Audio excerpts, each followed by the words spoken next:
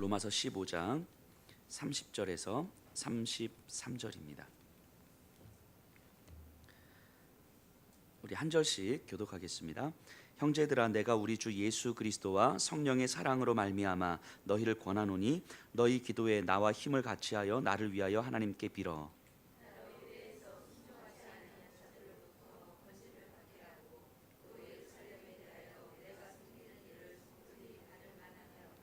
나로 하나님의 뜻을 따라 기쁨으로 너희에게 나아가 너희와 함께 편히 쉬게 하라. 평강의 하나님께서 너희 모든 사람과 함께 계실지어다. 아멘. 자리에 앉아 주시기 바랍니다. 지금 로마서가 거의 막바지에 이르렀거든요. 저희가 1장부터 해서 지금 정확하게 제가 몇 회를 진행했는지 세어보질 않았는데 대략 한 40여 회 정도 되지 않을까 싶어요. 지금까지 오면서. 그래서 오늘 어쨌든 로마서 15장을 마무리하고 다음 주에는 로마서 16장의 문안 인사를 다룰 텐데 말씀을 준비하면서 로마서 16장의 문안 인사는 거의 대부분 그냥 쉽게 훅 넘어가거든요. 다 사람 이름 나와서 이제 문안 인사인데 이제 묵상을 하다 보니까 이 문안 인사, 사람에 대한 소개에 담겨진 이 하나님의 복음이 있더라고요. 그래서 다음 시간에는 이 사람들을 소개하는 과정 속에서 바울이 어떻게 이 사람 한 사람 한 사람을 통하여서 예수 그리스도의 복음을 담아내는가를 함께 좀 살펴보려고 합니다. 자, 오늘 본문은요, 바울이 로마의 그리스도인들에게 기도를 부탁하는 내용이에요. 이거 나를 위해서 이렇게 좀 기도해 주세요, 이렇게 부탁하는 내용이거든요. 근데 오늘 본문을 읽기 앞서 좀 앞의 내용을 간략하게 좀 살펴봐야 되는데요. 22, 23절 제가 읽어볼게요. 그러므로 또한 내가 너희에게 가려 하던 것이 여러 번 막혔더니 이제는 이 지방에 일할 곳이 없고 또 여러 해 전부터 언제든지 서바나로 갈 때에 너희에게 가기를 바라고 있었으니. 자, 지금 이 로마서를 바울이 어디에서 쓰고 있습니까? 고린도에서 쓰고 있어요. 지금 3차 전도 여행, 그러니까 고린도는 2차 전도 여행 때 한 1년 6개월을 머물렀던 곳이고, 그리고 이제 3차 전도 여행 때 한 대략 3개월 정도를 머무르면서 로마서를 쓰고 있거든요. 지금 고린도에 있는데 그 전부터 내가 로마 너희들에게 방문하고 싶었는데 번번이 길이 열리지 않았었다라고 이야기하는 거예요. 그런데 뭐라고 이야기하냐면 23절에 이제는 이 지방에 일할 곳이 없고, 이 지방은 고린도를 얘기하는 거죠. 그러니까 이제는 내가 고린도를 떠날 때가 되었다라고 이야기를 해요. 그러니까 이 고린도에 바울은 그러니까 2차 3차 합쳐서 총 한 1년 9개월 정도를 있는 거잖아요. 그러니까 바울이 전도 여행을 하면서 이렇게 오래 있었던 지역은 에베소하고 고린도예요. 에베소에는 한 3년 정도 있었고, 그러니까 1년 9개월을 있으면서 충분하게 말씀을 가르치고 사람들을 이렇게 양육했을 거예요. 아마 사람들은 바울더러 조금만 더 있어 달라고 라고 얘기했지만 바울은 자신의 역할을 이제 다 했다라고 보는 거예요. 이제 이 지방에 이제 떠날 때가 됐다라는 거죠. 근데 여기서 이 바울의 마음을 우리가 좀 엿볼 수 있어요. 어찌 보면 바울은 고린도에서 교회를 세웠잖아요. 그리고 본인이 다 한 사람 한 사람 양육하고 그리고 이제 교회 일꾼으로 세웠잖아요. 그러면 이런 생각 가질 법도 하거든요. 이 고린도 교회는 내가 아니면 안 돼. 내가 얼마나 여기를 뿌려놨는데, 이런 생각 가질 법도 한데 바울에게는 이런 마음이 없어요. 어떤 일을 하더라도 주님을 드러내기 위한 것이었고 예수님이 드러났다면 그냥 그걸로 된 거예요. 거기에 바울이 스스로가 내가 얼마나 열심히 했는데 이런 건 별로 필요하지 않은 거죠. 그러니까 바울은 1년 9개월이라는 시간을 고린도에서 교회를 세우고 사람들을 양육하면서 뭔가 주님을 드러내는 삶을 살았던 거예요. 물론 아주 디테일하게 보면 더 해야 될 일들이 많았겠지만 이 정도면 본인이 그냥 주님을 드러내고 주님의 마음으로 사람들을 양육하는 건 얼추 했다고 본 거죠. 그러면 주님이 드러나셨고 주님으로 이 교회 공동체가 세워졌으면 이제 나는 데 빠져도 된다고 생각한 거예요. 그러니까 나를 들어서 예수님이 드러나는 삶, 그거면 족하다고 지금 바울은 고백하고 있는 거죠. 여기서 조금 더 남아서 사람들이 이제 바울을 리더자로 세워서 바울의 영향력을 끼치고 바울이 아니면 안 됩니다라고 하는 그런 것들에 대해서 바울은 전혀 관심이 없는 거예요. 지금 나를 통해서 예수님이 드러나면 그걸로 족합니다. 근데 이런 삶이 말씀을 묵상하면서도 그렇지만 저와 여기 계신 분들의 삶의 소망이었으면 좋겠어요. 우리가 얼마나 열심히 했는가, 얼마나 최선을 다했는가, 얼마나 저 사람을 품었는가, 저 사람에게 내가 얼마나 많은 것들을 내어주었는가, 이런 거 너무 중요한데, 좋은데 그런 것들보다 그런 나를 통해서 우리의 예수님이 드러나고 우리의 주님의 말씀이 드러나면 그냥 그걸로 충분하다고, 그걸로 충분히 족하다고. 그래서 내가 드러나지 않고 조용히 나는 발을 빼도 사실은 그걸로 내 삶은 의미 있는 거라고. 그 삶이 소망이 되는 삶, 그것이 바로 우리의 남은 평생의 소망이었으면 좋겠다 하는 생각이 듭니다. 그래서 결국은 나는 죽고 예수로 사는 삶이 바로 그런 삶인 거잖아요. 내가 정말 할 수 있는 모든 힘을 다해서 헌신했지만 그 헌신을 통해서 그냥 우리 주님이 드러나면 하나님 저 그걸로 족할게요 라고 고백할 수 있으면 참 그것이 너무 좀 아름답겠다라는 생각을 하게 됩니다. 우리의 남은 평생이 이것을 소망하면서 살았으면 좋겠습니다. 그래서 우리는 이 말구유가 되는 연습을 하는 거예요. 말구유.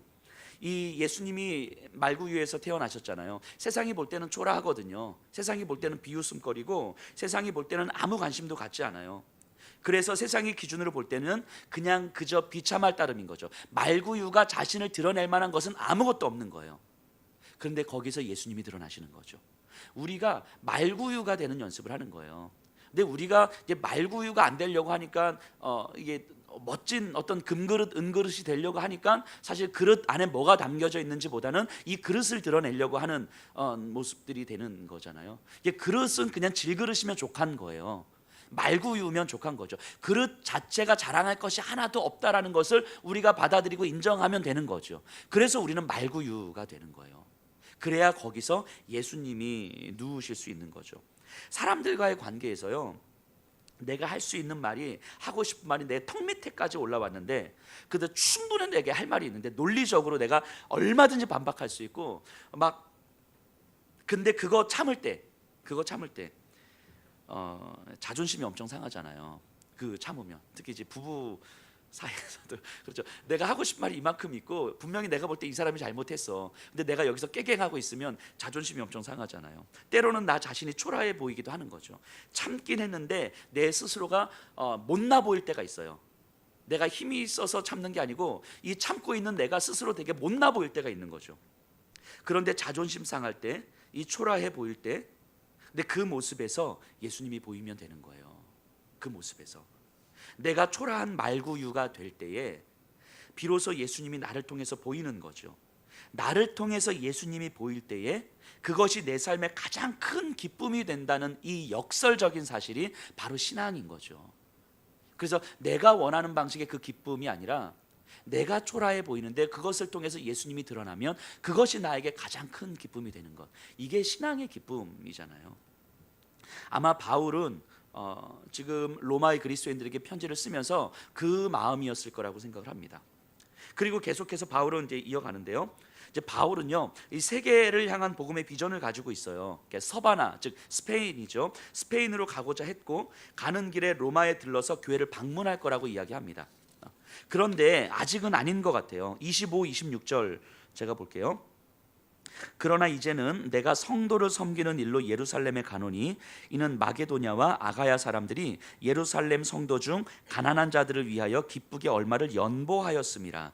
자, 지금 로마로 가고 싶지만 예루살렘으로 급히 가야 한다라고 이야기해요.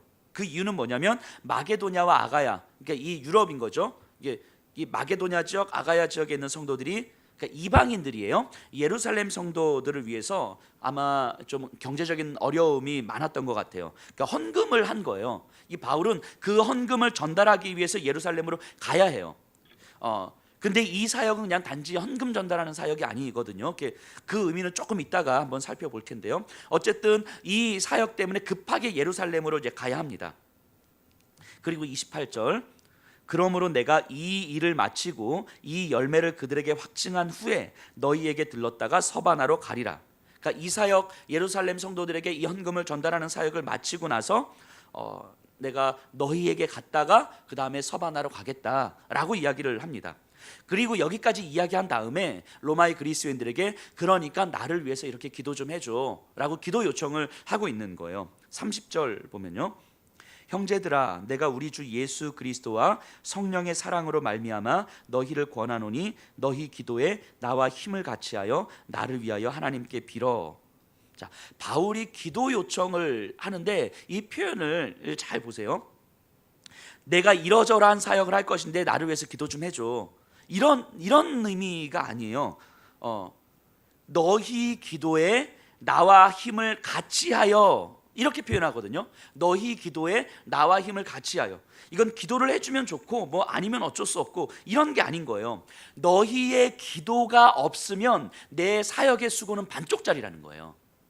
그러니까 내가 이렇게 사역을 하는데 기도해주면 내가 조금 더 잘할 수 있을 것 같고 기도 안 해줘도 뭐 나는 어차피 이 사역을 할 거니까, 이게 아니고 기도가 없으면 내 사역이 안 된다고 이야기하는 거예요. 사역의 반쪽짜리라고 이야기하는 거예요. 나머지 반은 너희들의 기도로 채워야 된다라고 이야기하는 거예요.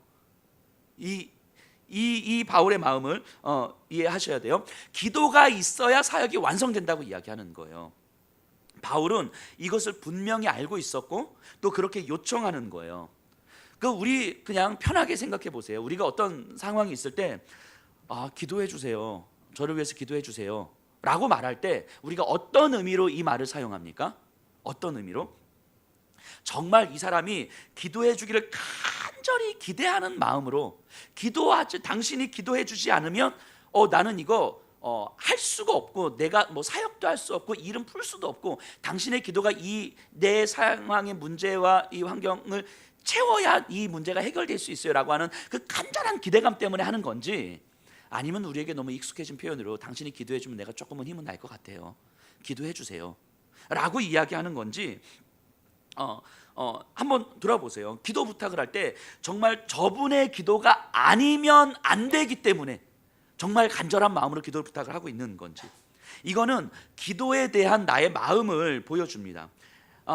적어도 우리가 기도가 정말로 내 삶과 내가 경험하고 있는 이 문제의 중요한 힘이라고 믿고 있는가, 그냥 아니면 이제까지 그냥 의례껏 그렇게 생각해 왔으니까 그런가 보다 하고 생각하고 있는 건지. 그래서 어떤 상황과 문제 앞에서 나 스스로도 내가 기도하는 것도 그렇고 내가 다른 사람들에게 기도를 부탁할 때도 그렇고 이게 큰 의미 없이 그냥 전달하는 것일 수 있어요. 그래서 내가 기도 부탁을 해놓고 이 사람이 나를 위해서 기도하고 있을 거야 라고 하는 확신을 갖고 살아가지 않는 거죠.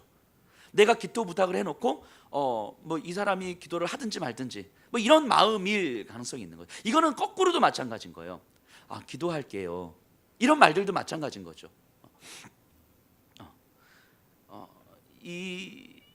근데 우리가 기도에 대해서 정말 진지해지면 정말 이런 너를 위해서 기도해 주세요, 제가 기도할게요, 이런 말이 결코 쉽게 할 수 있는 말이 아니라는 걸, 그냥 위로해 주기 위해서 하는 말이 아니라는 걸 우리가 이제 알게 돼요. 물론 그렇다고 해서 이제부터 그럼 내가 기도 부탁 안 해야 되겠다, 아니 또는 뭐 기도할게요 이런 말 안 해야죠 이러지 마세요. 이 바울이 기도에 대해서 갖고 있는 마음을 우리가 좀 헤아려 보셔야 돼요. 바울이 로마의 그리스도인들에게 기도를 요청하는 건 당신들의 기도가 내 사역을 완성하는 거라고. 내가 할 수 있는 수고는 있지만 이 수고가 내 사역을 완성해 가는 게 아니고 이 반쪽짜리라고. 내 수고는 하나님의 은혜로 내가 수고를 하지만 하나님의 은혜로 당신이 이 반쪽을 채워야 내 사역이 만들어지는데, 당신들이 기도하지 않으면 나는 그냥 반쪽짜리 수고하다 끝날 뿐이라고. 그러니까 당신들의 기도는 내 사역에 있으면 좋고 없어도 뭐 어쩔 수 없는 것이 아니라 반드시 필요할 수밖에 없는 거라고. 당신은 부담감을 가지고 기도해야 되고 생명 걸고 나를 위해서 기도해 줘야 된다고. 이렇게 지금 요청하고 있는 거예요. 그러니까 바울 스스로도 다른 이들을 위해서 기도할 때 이런 마음으로 기도를 하고 있지 않았겠습니까? 이 기도에 대한 바울의 마음을 우리가 좀 헤아려 보셔요. 자, 그러면서 바울은 세 가지 기도 제목을 줍니다. 31절에 나로 유대에서 순종하지 아니하는 자들로부터 건짐을 받게 하고, 이게 첫 번째예요. 지금 예루살렘에 갈 거잖아요. 순종하지 아니하는 자들, 그러니까 바울을 죽이려고 하는 자들로부터 건짐을 받게 해달라, 지켜달라. 이게 첫 번째 기도 제목이고요. 두 번째는 또 예루살렘에 대하여 내가 섬기는 일을 성도들이 받을 만하게 하고, 예루살렘에 대하여 섬기는 일 지금 뭡니까? 헌금 가지고 가는 거잖아요. 이방인들의 헌금을 예루살렘 성도들이 충분하게 받게 기도해달라. 이게 의미가 있거든요. 이거 좀 이따 설명드릴게요. 자, 그리고 세 번째, 나로 하나님의 뜻을 따라 기쁨으로 너희에게 나아가 너희와 함께 편히 쉬게 하라. 기쁨으로 너희에게 나아가. 여기서 너희는 누구예요? 로마의 그리스도인들이죠. 로마의 그리스도인들. 즉 기쁨으로 내가 너희를 만나게 될 것이다, 만나고 싶다, 기쁨으로 만날 수 있도록 기도해달라 라고 얘기하는 거예요. 그러니까 요 세 가지 기도 제목, 예루살렘에서 나를 좀 지켜달라, 두 번째는 예루살렘 성도들이 이 헌금을 잘 받을 수 있도록 해달라, 세 번째는 기쁨으로 로마의 성도들 당신들을 내가 만날 수 있게 기도해달라. 요 세 가지를 좀 기도하고 있어요. 자, 이 기도 제목 하나씩 하나씩 우리가 좀 살펴보려고 그래요. 자, 첫 번째 기도 제목이요. 자, 지금 고린도에서 지금 3차 전도 여행이잖아요. 고린도에서 이제 그 다음 이제 사도행전에 보면 이제 밀레도를 거쳐서 밀레도에서 에베소의 장로들을 불러서 이렇게 고별 설교를 한 다음에 이제 예루살렘으로 가잖아요. 근데 예루살렘에 가면 이 바울을 죽이려고 준비된 사람들이 굉장히 많이 있는 거예요. 이거는 모든 사람들이 다 알고 있어요. 바울도 알고 있어요. 그래서 바울을 잡으려고 혈안이 되어 있고 계략을 짜고 있는 거죠. 그런데 바울은 굳이 예루살렘으로 가려고 하는 거잖아요. 그만큼 이게 바울에게 있어서 예루살렘의 여정은 굉장히 중요한 여정이에요. 그래서 실제로 고린도, 여기서 이제 로마서를 다 쓴 다음에 3개월이 지난 다음에 밀레도로 가거든요. 밀레도에서 에베소에 있는 이제 교회 지도자들을 부릅니다. 그래서 마지막 고별 설교를 해요. 그런데 그곳에서 장로들과 교회의 지도자들과 많은 바울의 어떤 이 성도들이 바울을 만류해요. 예루살렘으로 가지 말라고. 심지어 선지자 아가보도 와서 만류합니다. 예루살렘으로 가면 당신은 죽는다고. 당신은 가지 말고 여기서 좀 교회를 세우고 복음을 전파하고 아이들을 좀 가르치라고. 그때 바울이 하는 이야기가 뭡니까? 사도행전 20장 24절의 말씀이잖아요. 나의 달려갈 길과 주 예수께 받은 사명 곧 하나님의 은혜의 복음을 증언하는 일을 마치려면은 나의 생명을 조금도 귀한 것으로 여기지 아니하노라. 가겠다는 거예요. 바울은 가겠다는 거예요. 하나님의 사명을 감당하면은 내 생명을 귀하게 여기지 않겠다는 거예요. 근데 이 사도행전 20장 24절의 이 말씀은 지금 로마서를 쓰고 있는 고린도에서의 바울의 마음과 똑같은 거잖아요. 이제 고린도에서 곧 밀레도로 가서 이 말을 하는 거니까. 그런데도 불구하고 이 마음임에도 불구하고 유대인들로부터 나를 건짐을 받게 해달라라고 기도 제목을 요청하는 이유가 뭘까 하는 거예요. 여기서 건짐을 받다라는 말은요, 크게 한 두 가지 의미로 사용돼요. 구조받다, 구출되다라는 의미하고 보존되다, 지켜지다. 그러니까 어디서부터 끄집어내지다라는 의미도 있고 그 상태로 보존되어지는 것. 이 두 가지 의미로 사용되거든요. 근데 이게 바울이 이 기도 제목을 요청할 때는 이 두 가지 의미를 저는 다 쓰고 있을 거라고 생각을 합니다. 먼저는 이런 거예요. 여기서 내 삶이 끝나면 안 되는데 하는 두려움이 있었을 거예요. 왜냐하면 단순히 죽는 것이 두렵다기보다는 로마를 거쳐서 서바나로 가야 하는데 하나님의 복음의 사명들을 감당해야 되는데 여기서 사명을 다하지 못한 채 끝나면 안 되는 거죠. 분명히 하나님 나에게 보여주신 사명이 있고 그리고 그거를 분명히 하나님께서 끌고 가실 텐데 현실은 여전히 첩첩산중인 거예요. 그러니까 나를 좀 지켜달라고, 여기서 내 삶이 더 이상 끝나지 않게 해달라고 기도를 부탁하는 거죠. 그리고 두 번째는 내가 끝까지 어떤 환경과 상황 속에서 그냥 고난을 받지 않는 게 아니라 고난을 안 받을 수는 없는데 어떤 환경과 상황에서도 내가 끝까지 그리스도인으로 남아있게 해달라고, 그리스도인으로 보존되게 해달라고, 이 의미였을 거예요. 아마 이것이 바울이 가장 두려워했던 거였을 거예요. 혹여라도 자신의 연약함이 사명자로서의 신앙 고백을 포기하지 않을까 하는 두려움인 거죠. 이것은 이제까지 바울이 수많은 경험 속에서 가졌던 두려움인 거죠. 근데 이 바울의 기도를 보면서 다윗의 고백이 생각이 나요. 다윗이 이렇게 시편 6편에 보면 특히 5절에 보면 이렇게 고백하거든요. 극심한 고난과 환난 가운데서 사망 중에는 주를 기억하는 일이 없사오니 스올에서 주께 감사할 자 누구리까. 자, 사망 중에는 주를 기억하는 일이 없사오니, 그러니까 극단적 절망과 고통 가운데 놓여져 있는 거거든요. 그래서 하나님 좀 나 좀 살려주세요, 나 좀 건져주세요, 나 좀 구해주세요 이렇게 막 매달려요, 요 앞에서. 그러다가 5절에 이르러서 하나님 사망 중에는 주를 기억하는 일이 없지 않습니까? 라고 이야기하는데, 여기서 기억하다라는 단어는 찬양하다라는 단어거든요. 이게 히브리어로 찬양하다라는 단어인데 이거를 이렇게 기억하다라는 말로 번역해낸 건데, 자, 이걸 그럼 다시 바꿔 이야기하면 다윗이 고통 가운데서 나를 구해주세요, 나를 건져주세요, 나를 좀 지켜주세요 라고 기도하고 매달리는 건, 내가 죽는 것도 두렵지만 그보다 더 두려운 것이 있는데 더 이상 내가 하나님을 찬양할 수 없을까 봐, 그것이 가장 두렵습니다. 이 고백을 지금 시편 6편에서 다윗이 하고 있는 거거든요. 그러니까 나를 건져주세요, 나를 구출해주세요 라고 하는 기도는 단지 살려주세요, 나 살고 싶어요, 이런 말보다 더 깊은 의미를 담고 있는 거예요. 이 말은 내가 살아 숨쉬고 있는 이유에 대해서 이야기해주고 있는 거예요. 내가 지금 살아서 숨쉬고 있는 가장 큰 이유는 조금 더 사는 것, 조금 더 잘 사는 것이 아니라 살아계신 하나님을 찬양하는 것이고 하나님과 친밀한 인격적 관계를 나누는 것에 있다는 거예요. 그러니까 더 이상 하나님을 찬양하는 것을 못할까 봐, 더 이상 하나님과 친밀한 인격적 교제를 나누지 못할까 봐, 이것이 하나님 내 삶에서 가장 두렵습니다. 다윗은 지금 이 고백하고 있는 거거든요. 삶의 중심이 어디에 있는지 분명히 보여주는 거죠. 내가 살고 있는 지금 현재 삶의 중심이 하나님을 찬양하는 것, 하나님과 인격적 교제를 나누는 것에 있기 때문에 이 기도를 하는 거죠. 그러니까 죽음의 위협 앞에서도 하나님 나를 살려주십시오, 내가 조금 더 하나님을 찬양하고 싶고 내가 조금 더 하나님과 인격적 관계를 맺고 싶다고, 그러니 하나님 나를 건져주십시오 라고 기도하고 있는 거죠. 바울의 기도가 바로 이런 기도예요. 나를 건져주십시오.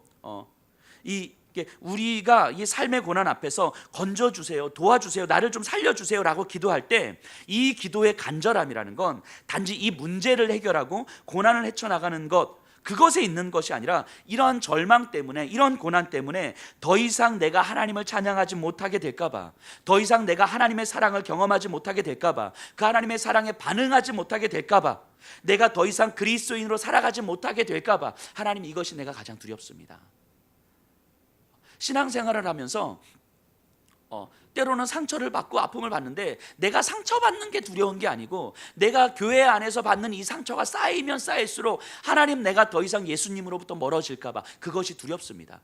내가 사람들에게 실망이 많이 쌓이면 쌓일수록 하나님 내가 하나님을 멀게 느낄까 봐, 하나님 그것이 두렵습니다.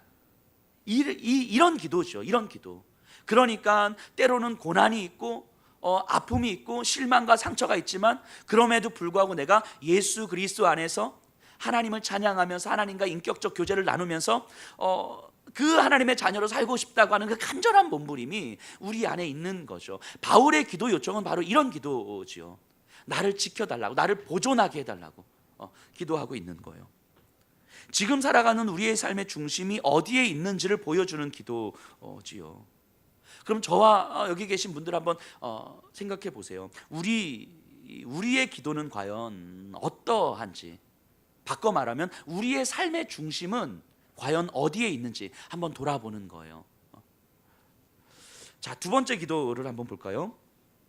예루살렘에 대하여 내가 섬기는 일을 성도들이 받을만 하게, 이렇게 이야기를 합니다. 예루살렘 성도들이 이걸 받아야 되는데요. 자, 이방 성도들이 헌금한 것을 예루살렘 성도들이 기쁨으로 잘 받게 해달라고 기도하는 거예요. 자, 그러니까 마게도냐와 아가야 성도들은 이방인이잖아요. 이방인. 예루살렘 성도들은 누구예요? 유대인이었잖아요. 유대인이었다가 그리스도인이 된 사람들. 그러니까 이 예루살렘 성도들은요, 우리가 사도행전에서도 살펴보고 여기저기서도 살펴보는 것처럼 율법적 사고가 강하게 남아있는 사람들이에요. 매우 강한 자부심과 자존심이 있어요. 여전히 예수 그리스도를 믿었지만 선민의식이 강하게 자리 잡고 있고, 율법에 대한 인식이 굉장히 강하게 자리 잡고 있는 사람이죠.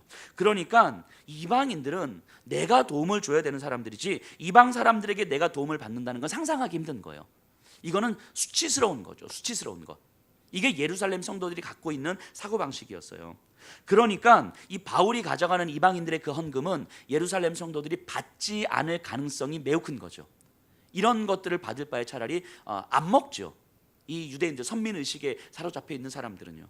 예수님을 믿어도 여전히 선민 의식과 율법적 사고에 잡혀 있는 거예요. 이 경제적으로 힘들어도 유대인으로서의 자존심이 허락하지 않는 거죠. 이 사실을 바울은 알고 있어요. 그래서 헌금을 가지고 예루살렘으로 가려고 하는 거예요. 왜냐하면 이건 단지 구제하고 돈을 주는 문제가 아니라 참된 교회와 그리스도인에 대한 매우 중요한 인식의 전환의 문제이기 때문인 거예요. 예루살렘 성도들에게 참된 교회에 대해서 가르쳐주고 예수 그리스도의 복음에 대해서 가르쳐줄 수 있는 매우 중요한 사건이기 때문인 거예요. 그들이 헌금을 받는 문제는.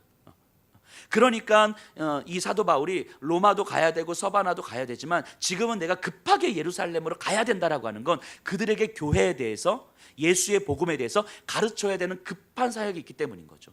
지금 내가 이 사역을 하지 않으면 언제 이들에게 참된 교회와 그리스도인들의 삶에 대해서 가르쳐 줄지 모르기 때문인 거예요. 자, 예수를 주로 고백하는 사람은 누구나 성도인 거잖아요. 누구나 교회잖아요. 유대인이든 이방이든 상관없이 누구나 동등하고 누구나 소중한 거죠. 그러니 제가 예전에도 말씀드렸던 것처럼 교회 안에서는 누구도 특별하지 않지만 누구나 소중한 이것이 바로 교회 공동체 아닙니까? 근데 예루살렘 성도들이 바울에게 이 헌금을 받는다는 건 이 인식을 하기 시작했다는 거예요. 이 인식을. 그러니까 바울에게는 굉장히 큰 사역인데요. 근데 여기서 우리가 생각해 볼 건 유대인 그리스도인들이 아직도 벗어버리지 못하고 있었던 이 선민 의식과 율법적 사고. 근데 이게 사실은 쉽게 벗겨지는 게 아닌 거예요. 우리가 생각할 때는 예수를 믿고 그 복음을 누리는데 왜 그게 안 되지? 라고 하는 사실은 이들에게는 평생 그렇게 살아왔던 율법적 사고와 선민 의식이 쉽게 딱 벗겨지지는 않는 거예요. 그러니까 이들도 사실은 너무 혼란스러웠겠죠. 그래서 이런 문제들 때문에 예루살렘 교회 안에서 많은 문제들과 논란들이 있었던 거잖아요. 그런데 이들의 모습을 보면서 근데 우리의 모습도 그냥 똑같다는 생각을 해요. 우리의 모습 똑같습니다. 제가 여러 번 말씀드렸는데요.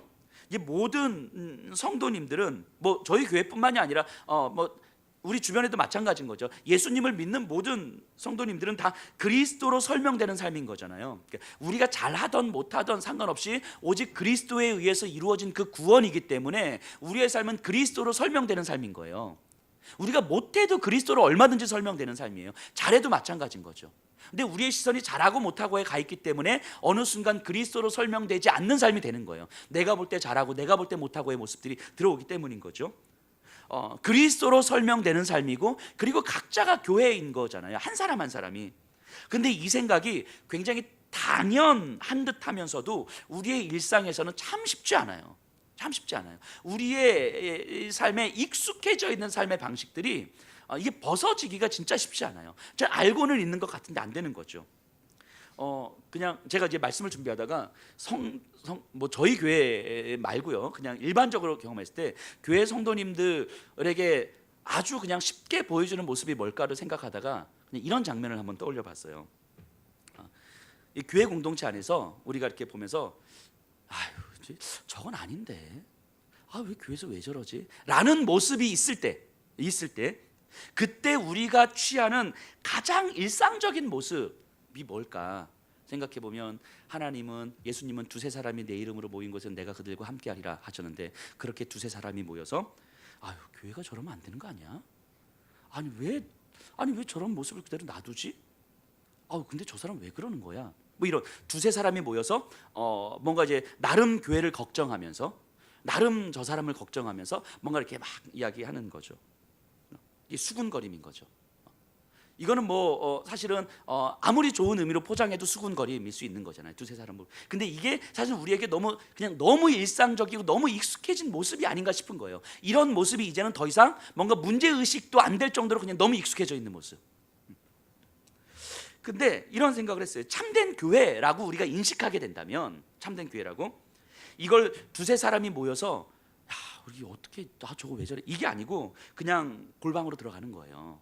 골방으로 들어가고 내 기도의 자리로 가서 하나님, 우리 공동체 안에 어떤 이런 부족한 모습이 있는 것 같은데 그 부족함을 내가 어떻게 채울 수 있을까요? 하나님, 나에게 그 부족함을 보여주신 이유는 그 사람을 지적하기 위함이 아니고 나로 하여금 그 부족함을 채우러 가시는 것 같은데 하나님, 내가 어떻게 채울 수 있을까요? 이렇게 기도하는 거 아니겠습니까? 이런 기도하는 모습인 거죠.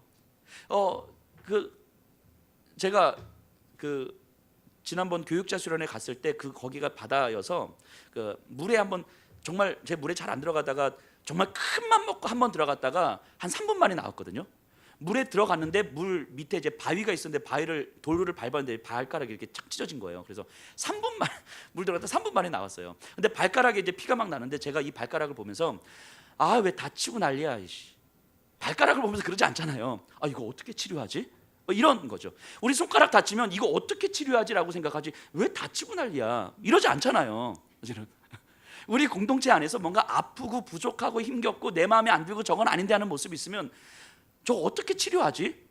이게 내 몸이니까 어떻게 치료하지? 어떻게 채워가지? 이렇게 생각하는 게 당연한 거잖아요. 근데 이 당연한 사고가 우리에게는 쉽진 않은 거예요. 왜 저래? 이게 우리는 더 익숙한 거죠. 이 유대인들에게 익숙해진 선민의식과 율법의식이 마치 우리에게는 이런 거하고 비슷한 거죠. 쉽게 벗어지지 않아요. 쉽게. 근데 바울은 이것이 굉장히 큰 사역이라고 이야기하는 거예요. 그래서 로마로 가고 서바나로 가면 복음 사역을 잘할 수 있는데 자신을 잡으려고 혈안이 되어 있는 사람들이 모여 있는 그곳에 목숨 걸고 가겠다는 거예요. 왜냐면 이걸 가르쳐 줘야 되거든요. 예루살렘 성도들에게 참된 교회에 대해서 가르쳐 줘야 되거든요. 복음에 대해서 가르쳐 줘야 되거든요. 그 옷을 벗게끔 해줘야 되는 거거든요. 익숙하지 않은 그 옷들을. 이게 바울의 이 기도 제목이에요. 예루살렘 성도들이 이것을 받게 해달라고. 우리도 마찬가지죠. 우리도 참된 교회가 무엇인지를 가르쳐 주는 것. 그래서 아주 구체적으로 헌금 사건을 통해서 바울은 가르치고 싶었던 거예요. 우리도 마찬가지인 거죠. 매우 구체적인 일상, 구체적인 언어, 구체적인 행동, 이 성도들이 모여서 말하고 보여주는 아주 구체적인 모습들. 그래서 물론 저희 성도님들은 잘 안 그러시죠. 근데 한번 돌아보세요. 성도님들이 한 2-3명이 모여 있으면 과연 무슨 이야기를 나누고 있는가? 무슨 이야기를 나누고 있는가? 말씀에 대해서 나누고 말씀을 나로 이렇게 돌아보면서 하나님의 말씀 앞에 우리가 어떻게 서갈 거지 이런 걸 나누고 있는가? 아니면 말씀을 나누는데 저 사람이 말씀을 들었어야 되는데 저 사람이 이번 주 빠졌어. 뭐 이런 식으로 뭔가 계속해서 뭔가 다른 이들에 대한 이야기를 뭔가 이제 수군거림에 대한 이야기들을 하고 있는가? 이 구체적인 모습을 통해서 참된 교회를 만들어 가야 되는 거라고 바울은 이야기하고 있는 거예요. 이게 바울의 두 번째 기도 제목이에요. 자, 세 번째 기도 제목은요. 나로 하나님의 뜻을 따라 기쁨으로 너희에게 나아가 너희와 함께 편히 쉬게 하라 이거예요. 자, 로마의 성도들을 기쁨으로 만나는 것이 기도 제목이에요. 여기서 뒷부분에 너희와 함께 편히 쉬게 하라 이 말은요. 재충전한다는 말이에요. 그냥 편하게 쉰다 이런 의미가 아니고 재충전한다. 그러니까 예수 그리스도의 복음으로 서로를 권면하고 하나님의 주권을 신뢰함으로 재충전한다는 의미예요. 너희는 나로 인해서 나는 너희로 인해서 그리 될 것이다 라는 거예요. 그것을 소망하는 거예요. 그래서 그렇게 되기를 기도해달라 이런 거죠. 자, 예루살렘으로 바울이 갔어요. 근데 잡힙니다. 그래도 신문도 받아요. 그리고 결국은 로마의 황제에게 판결받기 위해서 묶인 몸으로 죄인의 몸으로 배를 타고 이제 로마를 향해서 가지요. 사도행전에 보면요, 로마로 가는 이 항해에 유라굴로라는 광풍을 만나요. 이 배 선장과 백부장은 이 죄인인 바울의 말을 막 무시하죠. 그러다 광풍 앞에서 어떤 살 소망도 없어졌을 때 바울은 죄인이었지만 그들에게 분명하게 이야기합니다. 여러분 죽지 않습니다. 여러분들은 다 로마로 갈 것입니다. 이렇게 확신을 가지고 이야기해요. 그리고 그 이후로 바울을 중심으로 그 배가 움직이기 시작하죠. 이게 사도행전에 나오는 장면이잖아요. 자, 여기서 바울이 확신에 차서 이야기할 수 있었던 이유가 무엇이었을까? 거기서 물론 그 전날 밤에 하나님께서 환상을 통해서 말씀해 주시기도 했어요. 그러나 더 근본적으로 바울은 이 죄인의 몸으로 가고 있는 이 항해가 하나님의 응답이라는 확신을 했던 거예요. 이 항해 자체가 하나님의 응답이구나. 로마의 성도들을 기쁨으로 만나게 해달라는 이 기도에 하나님께서는 지금 응답해 주고 계시는 거죠. 죄인의 몸으로 묶여 있고 무시당하고 조롱당하고 수치스러운 항해였어요. 하나님께 헌신했던 나에게 도대체 왜 이렇게 하시는지 묻고 싶은 심정이었을지도 모른다고요. 이제는 끝이라고 생각했을지도 몰라요. 이대로 항해하고 로마 황제 앞에 가서 판결만을 기다려야 하는 이 무기력한 모습이었을지도 몰라요. 그런데 가만히 생각해 보니까 자신이 그렇게 기도했잖아요. 로마에 가서 성도들과 기쁨으로 만나게 해달라고 기도했잖아요. 하나님은 자신의 기도를 들으셨고 지금 그 기도에 응답해 주시는 중이라는 걸 생각하게 된 거예요. 자신은 지금 로마로 가는 중이에요. 로마로 가야 한다고 생각했던 이유는 내가 조금 더 편안하고 조금 더 안락한 삶을 위해서 가고자 했던 게 아니잖아요. 예수님의 복음을 전하고 하나님의 권세를 선포하기 위해서였던 거잖아요. 복음과 권세를 선포할 수 있다면 내가 죄인이든 아니든, 내가 무시를 당하든 아니든, 사람들이 나를 인정하든 안 하든 그건 별로 중요한 게 아니잖아요. 내가 로마에 가서 예수의 복음을 전하고 하나님의 권세를 전함으로 로마의 성도들이 나의 말을 통해서 위로를 얻고 재충전을 받을 수 있으면 그게 로마를 가겠다라고 하는 목적이었잖아요. 근데 이 초점이 내가 죄인에 집중되어 있으면 왜 내가 이래, 내가 왜 이렇게 비참하지, 내가 이렇게 무시당해 이러고 있는데, 가만히 생각해 보니까 내가 죄인이냐 아니냐는 이게 초점이 아니었던 거예요. 내 삶에서 사람들이 나를 무시하냐 안 하냐는 내 삶의 이게 기준이 아니었던 거예요. 중요한 건 내가 로마로 가고 있다는 거였어요. 아, 이게 하나님의 응답이었구나라고 바울은 분명히 확신했을 거예요. 그러니까 이 사람 배에 있는 사람들에게 하나님은 나에게 응답하는 거라고, 로마로 보내주실 거라고, 그러니까 당신들도 다 로마로 갈 거라고 확신을 가지고 선포하는 거예요.